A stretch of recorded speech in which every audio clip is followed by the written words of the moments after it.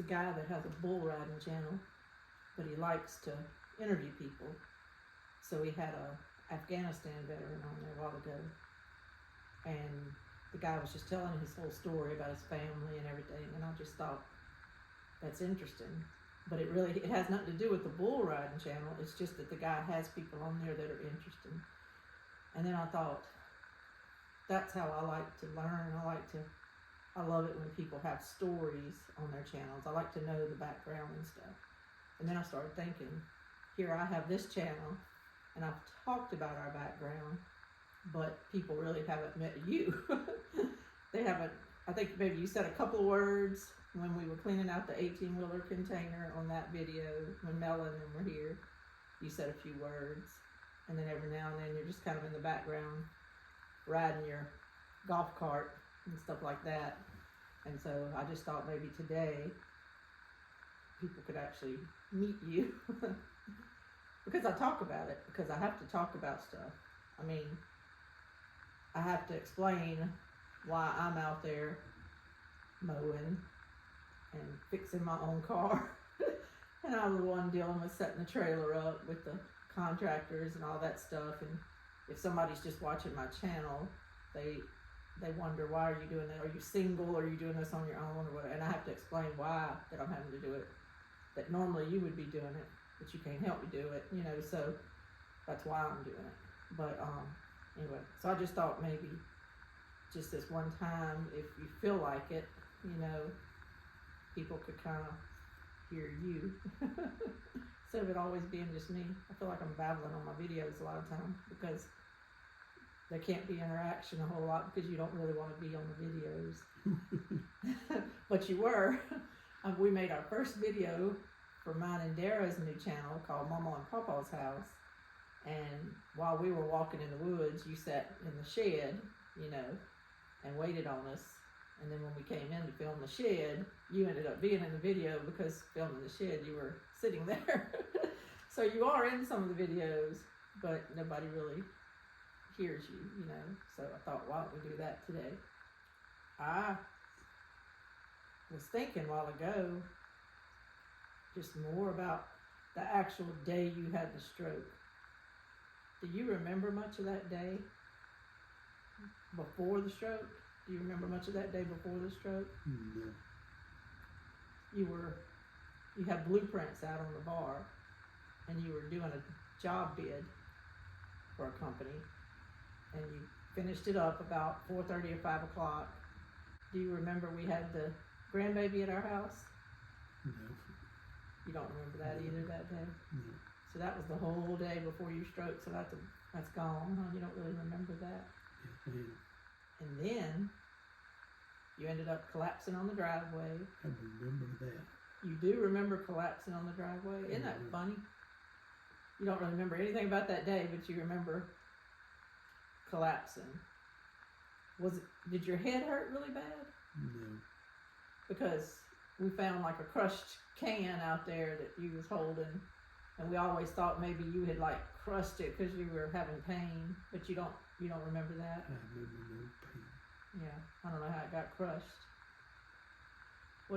If you don't remember pain, but you kind of remember collapsing, what do you remember?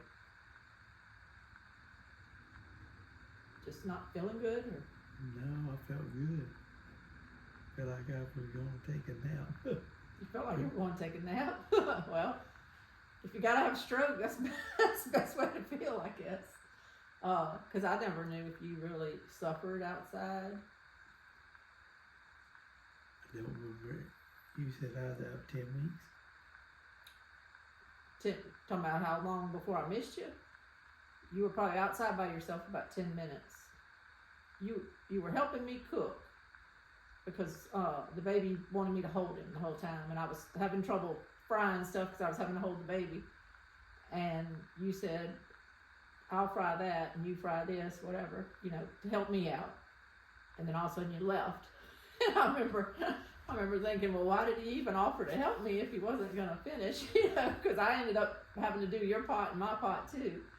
And because I was so busy finishing your pot and my pot, I didn't know where you went, but I wasn't worried. And then Mark, our son, came home, which I don't know if you remember Mark finding you. Yeah, I do. Yeah, I do. You do remember that? Yeah. But you couldn't talk to him really or nothing. No. I do remember that. Isn't that funny? It's hard to, because you were kind of out of it. Anyway, Mark ran in and hollered to me that you fell. He kept saying, Dad fell. And I was thinking, what did he do so quick? Did he go outside and climb a ladder? How would you have fell, And I said, how did he fall? And he said, I don't know, I drove up and he's laying in the driveway. Well, that's when I realized, I thought you had a heart attack. I was like, oh my gosh, he's done had a heart attack, So I grabbed my phone knowing I was going to have to call 911, and we ran outside. Mark grabbed the baby and we ran outside, and your eyes were open. And you were just kind of looking around, and I was like, he didn't have a heart attack. I think he had a stroke, because you were slurring, your voice was slurring. And I was like, I think he's had a stroke, not a heart attack. But you actually, do you remember like us being around you? I don't remember y'all being out there. You remember Mark finding you though? Yeah, but I remember nothing else. But I don't know. Let's see. I don't. Yeah, well, that's okay. I don't. You don't remember the firemen coming or? No. That's a good thing. Fireman the guy. They cut your shirt off of you. Why? I don't know. They asked me, is it okay if we cut this shirt? And we had just went to Academy and bought you some new shirts, and you had one of them on. And I said, well, we just bought it, but go ahead and cut it off. I mean, they had to cut it off, there wasn't, I don't know, it was a maroon shirt, and they cut it off of you. And, because I think when they put you in ambulances and stuff, they might have to hook things up to you to monitor your heart and things. They get rid of your shirt. So, you don't have any memory of that, huh? Of course, they gave it back to me at the hospital. That's the first I heard of that. Oh yeah. No, they gave me a bag when we got to the little rural hospital and gave it back to me. But it's a cut up shirt. What could I do with it? So, yeah, you probably have no memory of the ambulance ride or anything, huh? Nope. Yeah. It's funny, you seem to have been a little bit cognizant of stuff at first. You remember falling or feeling like you were going to sleep. You were having a brain bleed stroke, so I guess you were slowly losing consciousness. So you just felt like you were going to sleep. Yeah. And then you remember, it couldn't have been 2 or 3 more minutes before Mark drove up. Yeah. And you remember his headlights coming and him jumping out of the truck and I stuff. remember getting out of the truck. You just knew it was Mark coming home. Yeah. Yeah. And well, thank goodness. I mean, I would have found you eventually, but since I was in there trying to cook supper, I probably would have thought you went out and got on the phone or something. Because of cell service, we would walk outside to use our phones a lot because it came in better if we walked outside. And I would have probably just thought you were out there on the phone. I probably wouldn't have worried about you for a few minutes. I had enough going on, babysitting and cooking. But anyway, yeah. So we left there, and you went to Amite, Louisiana, to a small hospital. And that's where they did an x-ray and realized it was a brain bleed stroke and not a clot stroke, which apparently two different deals. And once they realized it was a brain bleed, they put you back into the ambulance and drove you to Tulane in New Orleans, downtown New Orleans. So then we had to follow the ambulance down there. Mark was with you on the ambulance. You said that. But you don't remember him being with you on the ambulance? Because I think I remember him telling me that you were talking a little bit on the ambulance and stuff, like, or not answering their questions in a verbal way, but like they would say stuff to you and you were able to say yes or no, like nod your head and stuff. You don't remember any of that, huh? No. But when they unloaded you at Tulane and I saw you, it's like I didn't feel like you recognized me or anything, like you were out of it. And then I've told this story on my channel, but then they ran us out of the hospital. So they whisked you off into Tulane Medical Center in New Orleans, and they shoved us out the door. And so we had to go get a hotel and stuff. So, do you remember parts of being at Tulane? You were there for 11 days. Who? You were there for 11 days. I remember that. You don't remember any of it? Well, I don't know what you know. I wouldn't like it. You didn't like it? No. Well, they shut us out for 5 days, so we couldn't see you for 5 days. And then they finally started letting people come see you. And you did kind of communicate with us during that, but you don't really remember that. I can remember your comment, but I don't remember you coming to the door. I said no. No. Yeah, you were there for 11 days, and they put you back on an ambulance. Because actually, you were in kind of okay shape after your surgery down there, and then you started getting worse and worse. And then they discharged you, and they took you to a rehab hospital in Baton Rouge. And you were there for 30 days, inpatient, you know, and that's when they started doing lots of therapy on you and stuff. Do you remember a lot about that 30 days? Do you remember things about that? I got about the Baton Rouge Hospital. Yeah. I remember that perfect. You remember that perfect? Yeah. Well, yeah, they worked you and, you know, tried to get you back to normal, but have we ever got back to normal yet? Yeah, a little bit. What? How do you think you're doing? I can walk better. I found out I can do that. I don't. Yeah, I can walk better. You walk better? Yeah, when you checked out of that hospital after 30 days, you couldn't walk. Like, they would have you up walking, but they would have people holding you. They would literally be picking up your leg to move it one step. Somebody would pick your leg up to move that. So I have video of you kind of walking, but it was strictly with a bunch of trained people helping you. When they sent you home after 30 days, and it wasn't that they just got rid of you, our insurance would only pay for 17 days, and then we had to get an extension for that next 13 days because you needed it. So the insurance company agreed to pay for 30 days based on your condition. So, but when you they wouldn't pay for any more inpatient though. After that it was outpatient. But when you got home, I mean, you couldn't walk. I had to pick you up out of your wheelchair, spin around on my feet, and set you down and pick you up. It was, you know, and I remember thinking to myself, I'm not going to be able to do this very long. You know, it was hard. I'm not a trained therapist, and I remember thinking, my back is not going to make it if I have to do this. And luckily, through months of therapy, you got to where you can walk. Yeah. You know, talk about that, I guess. Do you feel you can't walk very long when you get tired? Your endurance and stuff. You still don't have tons of endurance. To, you know, you walk to the car or something, you're about done. You walk from here to the bathroom and back, you're about ready to sit back down, huh? You can do that. You can do that. Yeah.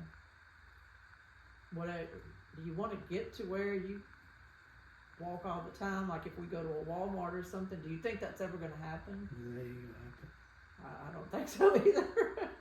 I would worry about you if I brought you in a Walmart walking and with no wheelchair. I mean, I would worry about you. I don't think you could make it very long. And it's not because, I don't think it's just, oh, well, if he walks more, he could walk, you know. It's very hard on your body because it's a struggle for you to walk, but you're doing it. Your right side was technically paralyzed, but you've gotten enough movement back in your right leg to where it can kind of stabilize you while you walk. But what about your right arm? It's on? Your right arm. Oh, hey, you do that. That right arm's I call it an albatross. It kind of gets in the way.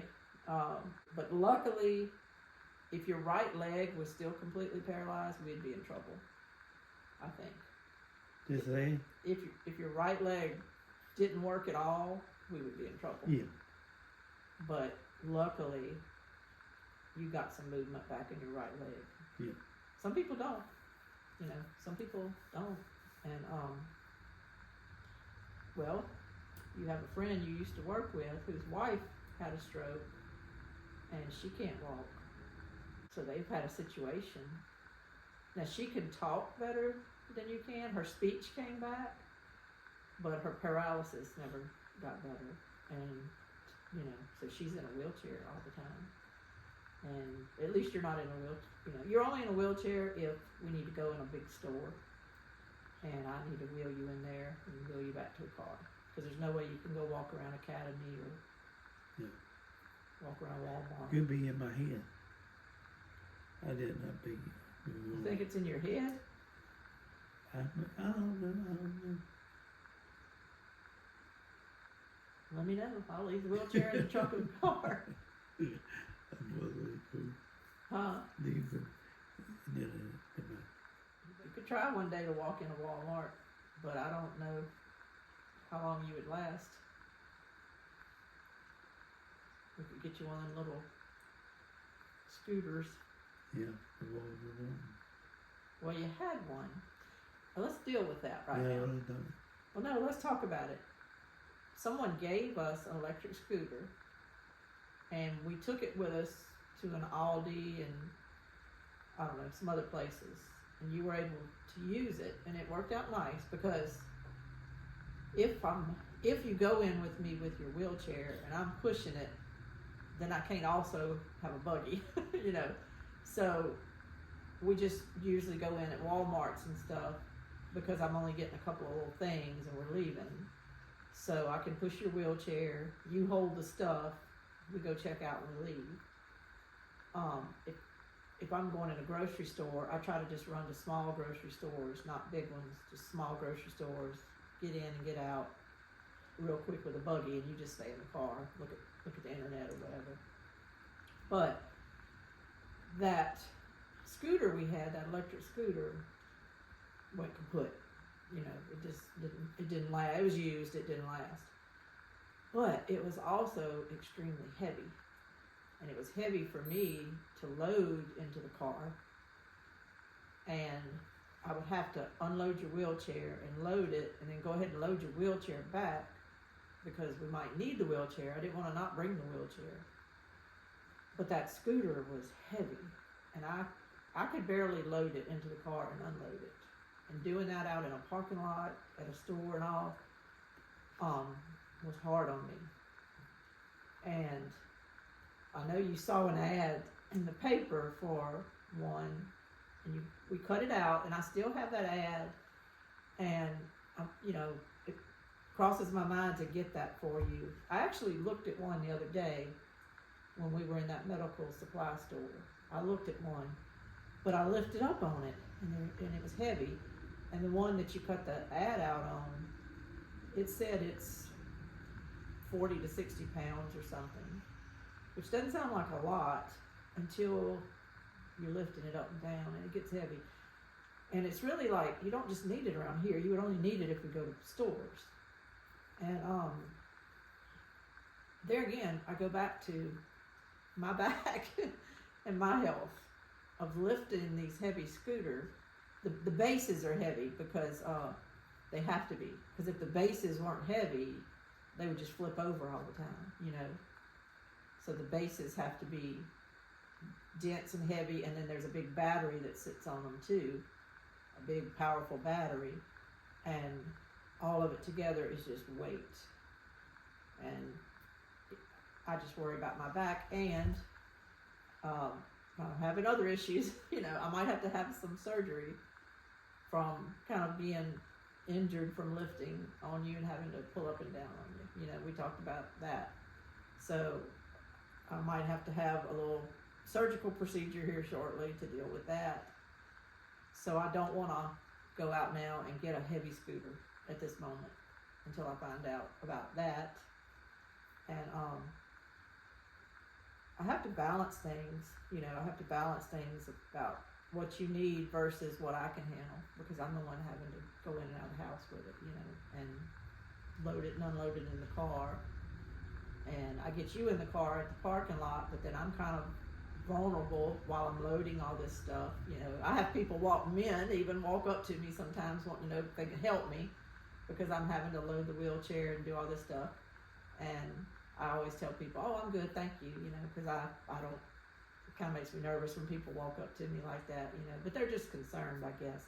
But I feel a little bit vulnerable, you know, so the less I have to do that in parking lots and stuff, the better, you know. This is a lot of information that people don't really think about when, even if somebody was dealing with a handicapped child or something and having all these wheelchair issues and stuff. It's kind of the part of it people don't really talk about a whole lot, but there's a lot of things that go into just being able to go somewhere. You know, a lot of things that go into it. What do you like to do the most? Ride your golf cart? Is that your pastime kind of? Yeah.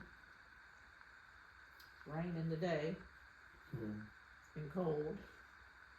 You haven't been able to ride your golf cart, huh? No. It's gonna be spring soon. Oh. I do too. I'm ready to get out and garden and stuff.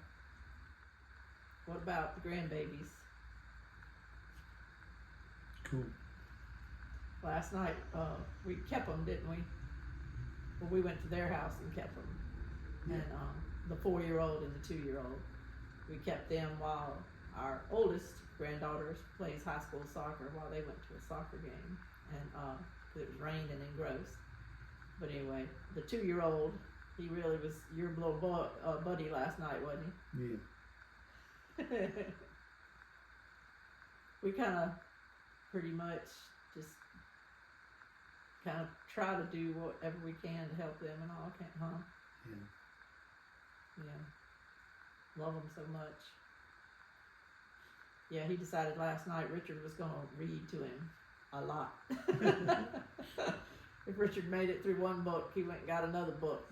And I think it was because you had a blanket on your lap and he didn't have pants on and he was so cold. But it was cute. It was cute. They both tend to just, I don't think any of our grandkids, the 2-year-old, the 4-year-old, the 15-year-old, I don't think they give a crud if you have limitations. They don't care, do they? Yeah. They don't care. The little ones come right up to you, bring stuff to you, show you toys, do all this stuff. And the 15-year-old, of course, you know, she was probably 12 when this happened, so she had plenty of years hanging out with Pawpaw before that happened, and she doesn't seem to care either. We go to her games, you know, and well, we did. Well, we went to a couple when it was freezing cold in December, but that's kind of hard on you. You take blood pressure medicine, so you get cold really easy. So I would bundle Richard up in all kind of layers, and then we bought one of those little buddy heaters with the propane tank on the side, and I would sit it by him to try to keep him warm during the games. And I didn't even have it blowing on me; it's just blowing on you. And you still got cold, huh? Yeah. Too cold. So she's had a couple of games in January that we just haven't went to. No. It's too cold. So anyway, that's how we try to help, is go keep the 4-year-old and 2-year-old so that our daughter can actually sit there and enjoy the soccer game in peace. Yeah. Do you miss working? Nah. I don't know. The work was good. But I liked it. We really work for it. I miss them, but I don't miss the work. You miss the people? Yeah. Well, you had some buddies that you worked with, your secretary, y'all still friends. Some of your other buddies. We had some of them over here at the house the other day, didn't we? Yeah. For your birthday party. Yeah. Oh well, we'll still see people. still see people. You just have to make an effort whenever. But even if you hadn't had a stroke, whenever you retire, you have to make an effort to see people like that you used to work with and stuff. Yeah, And no. we just have to, we have to make an effort. Luckily, our daughter worked with you for a while, so our daughter knows all these people, and they still text and talk and stuff. So we still hear from them, see them. They talk to our daughter, and it's not like you're completely disconnected from No. from people you worked with. So, and they're good people. Yeah. They're good people. I know what I was going to ask you about. I was going to ask you about actually selling our house and moving here. Are you happy? Yeah. You can be honest. I'm Mhm. actually happy with how it all worked out. I like before I went down, I enjoyed the people, but I didn't see the place go down. I hate that. Yeah. You know. Well, you enjoyed where we lived. Yeah. We lived on we had like an 11-acre lake, and there was just our house and 2 other houses, and those guys were brothers, so, it was a very little small community back there, but we had 14 acres, and you feel like it would have started going down after you wasn't able to help take care of it. Well, I can tell you, I know it would, because I was doing my best, but I wasn't going to be able to take care of everything. I just wasn't. We had gravel roads through our property. We had the bank of the lake. I had gardens. We had equipment in your sheds, a lot of mowing. A lot of mowing, and I just don't know I don't think I could have done it. Wouldn't have. You don't think? No, I don't think. I mean, I could go outside all day long and do something. I'm not scared of work and all, but I can't leave you to just sit in a chair all day while I'm outside. I have to balance that too, and I don't think that's a good quality of life for you to just be sitting in all the time. So for us to be able to manage everything, I have to have a smaller piece of property to take care of that I can just knock out the mowing in a couple of hours, and then we get on with our day, because you like to go riding a lot. You like to get in the car and head out. You used to hate that. You used to hate doing that, years past. But since your stroke, you like to do that. You like to do it a lot. And if I was having to mow for 2 days and weed eat and spray Roundup and take care of 14 acres all the time, we wouldn't be able to go do that a whole lot, plus cook and do everything else. So I feel like with this smaller piece of property, and the trailer is actually about the same size as our downstairs at our other house. And we didn't really use the upstairs because that's our son's room. So I'm still kind of maintaining the same size square footage. But I feel like the way it's laid out helps me out, works out better. It's not big. I'm not walking long distances between washrooms and bedrooms. And that helps me out. And whatever helps me out helps you out, because it frees me up to spend more time with you and take you riding and doing stuff. You know what I'm saying? Mm-hmm. So you probably ready to go riding today, even though it's raining, huh? You ready to get out? Yeah. Well, anything you'd like to add about anything? Nothing. I won't. You're happy here though at this house? I won't be. Yeah. I think we got really blessed to ride up on this land when we did that day. Do you remember that day we found it? Mm-hmm. It was on the 4th of July. Yeah. And we just we were on our way to the store to get gas or something. Turn around to the store. And we were like, hey, that land went up for sale. Because we had passed by here before, and just kind of noticed the place. And all of a sudden we realized it went up for sale. And then we looked it up, and the price was good. And we were like, this could work out. Because we had agreed to list our house. I had just sat down and had a long talk with you about how I didn't think I could take care of our place like I should. And that if we were going to sell it, I would rather sell it when it was only 5 years old. And while the roof was still good and the place was still maintained, I'd rather sell it then than to try to sell it later in life when we were in our mid-60s and the house was needing more, things to get it ready to sell. And you have to constantly update a home. You can't just sit there and let it sit. And I was thinking, well, let's go ahead and sell it while it's still fairly new, And you agreed. You said that was fine. And we had a goal to get debt free. We wanted to get debt free, not have a house note and stuff. And so we had already agreed on that, but we didn't know where we were going to go. We didn't know. I said, let's try to get the house ready to list August 1st. And that's what we were working on. But we didn't know where we were going to go. And we were just, I was saying prayers, just help us find wherever it is you want us to be, help us find the property. And we rode by that day, and this went up for sale. $49,900 for 2 acres, already set up for a mobile home, a carport out there, an 18-wheeler with a big lean-to, to store things in and under. And we were like, we'll take it.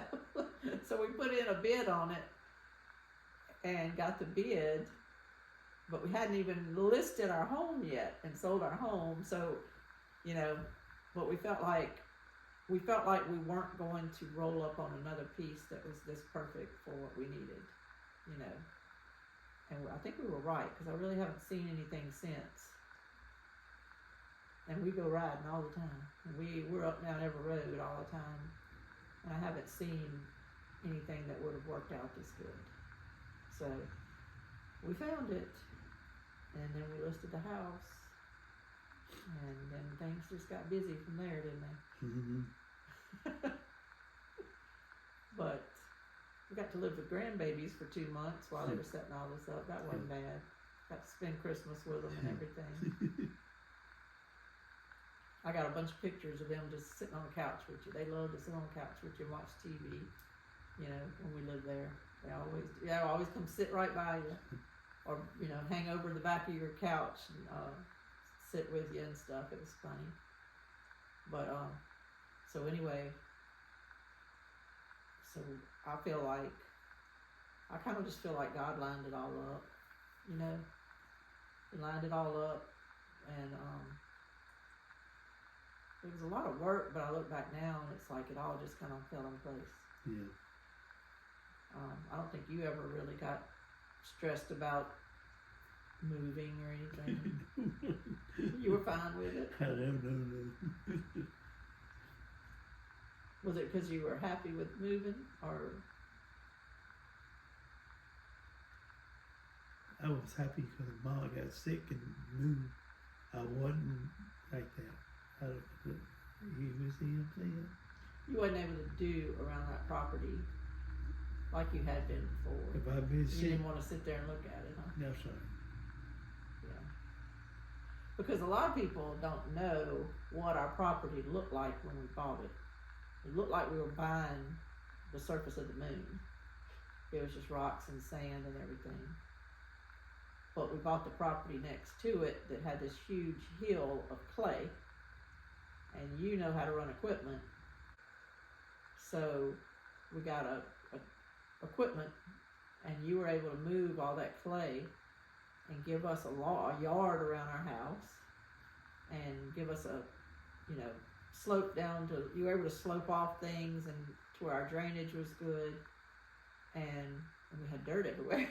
We didn't have dirt everywhere when we first moved up there. We had lots of rocks, and so then you were able to make us a yard that was nice, and you mowed all the time, you weed eated. You loved it though. You loved it. Yeah. you wash down the house, the carports. You know, we didn't have the side by side until after your stroke. We just had a 4-wheeler. You always just rode the 4-wheeler around looking at stuff. You know, you took the garbage to the highway all the time. I miss that. I miss you being our garbage man. That's one job I haven't really started loving yet, is taking trash out, but I do it. But so it was hard on you, is what you're saying, to still live there, knowing you couldn't enjoy that lake like you could before. Yeah. It was beautiful. It was beautiful where we lived. Yeah. We had beautiful sunsets. The moon would come up at night and make these big moonbeams on the lake. You know, it would come up over those pine trees and make the moonbeam on the lake, and you could just sit out there at night and it felt like we were on vacation all the time. You worked 50 miles from our house.